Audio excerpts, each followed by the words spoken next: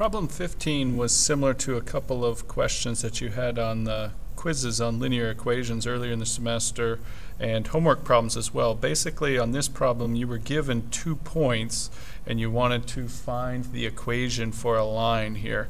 And the 1 point, you have $2.70 per gallon. You'd have a demand of 42 gallons.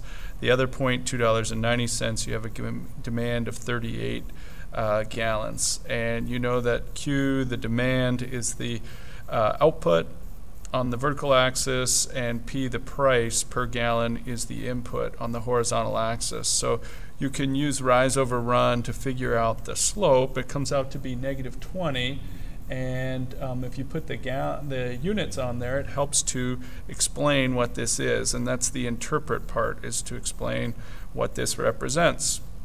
So for every $1 per gallon increase in price, the demand will decrease by 20 gallons. There would be different ways to say that too. So that would be the slope. Now once you know the slope, you almost know the equation for the line. You just need the y-intercept, or the initial value. And you can kind of see from the graph it's going to be bigger than 42 gallons.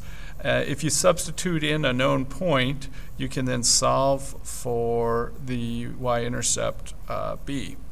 So substituted in the point $2.70 per gallon and the 42 gallon demand at that price, and do the algebra and solve. You end up with the y-intercept B is 96, and this represents 96 gallons, which would be the demand when the price is 0, or the demand that you'd have for gas with no price if it were free.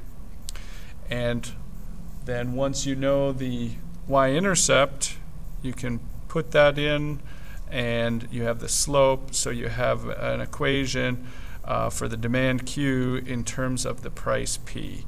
And you could plug in a value and make sure that your equation that you developed checks and gives a corresponding result of 42 gallon demand for a $2.70 price per gallon.